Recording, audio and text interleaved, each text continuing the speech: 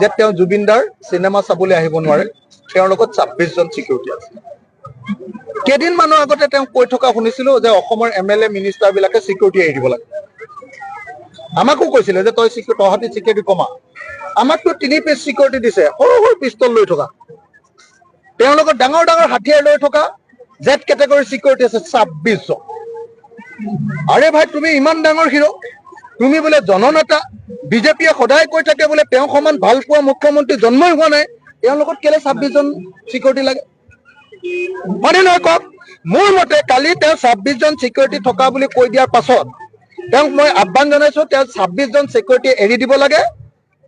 10% ৰাখিলেও ৰাখক, 2.6 মানে 3জন চিকিউৰিটি ৰাখক, বাকীখিনি চিকিউৰিটি তেওঁ এৰি দিব লাগে, যদিহে তেওঁ সঁচাকে অসমৰ মানুহৰ মাজত জনপ্ৰিয়।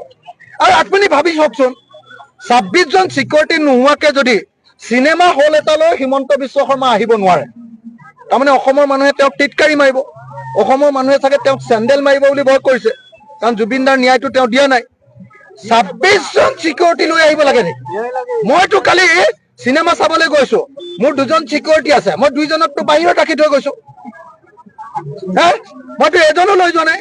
মই মানুহৰ লগত লাইনত গৈছো, মানুহৰ লগত একেলগতে চিনেমা চাইছো, ইণ্টাৰভেলত চবৰ লগতে কথা পাতিছো, 100জন মানুহৰ লগত ফটো উঠিছো। মোকতো কোনেও মৰিওৱাও নাই, কোনেও গালিও পৰা নাই, বেয়াকেও কোৱা নাই। হিমন্ত বিশ্ব শৰ্মাই কিয় ইমান 26জন চিকিউৰিটি লৈ যাব লাগে? 1 নম্বৰ কথা। 2 নম্বৰ কথা, এই কাশ্মীৰী ফাইল চাবৰ কাৰণে যে হিমন্ত বিশ্ব শৰ্মাই ইমান সময় পাইছিলে, মুখ্যমন্ত্ৰী গৈছিলে, মন্ত্ৰীবিলাক গৈছিলে, এতিয়া তেওঁ কেলে সময় নাপায়? ক'ত সময়? যি সময়ত আমি গোটেই অসমীয়া মানুহে চিনেমা চাবৰ কাৰণে ৰৈ আছো, তেওঁ গৈ কেলে ফিতা কাটি আছেগে? কি কয়, মহিলাবিলাকক কেলে তেওঁ পইচা বিলাই আছেগে 10,000। তেওঁ ভোটৰ ৰাজনীতি কৰি আছে, আমি গোটেই অসমীয়া মানুহে জুবিনদাৰ চিনেমা চাই আছো।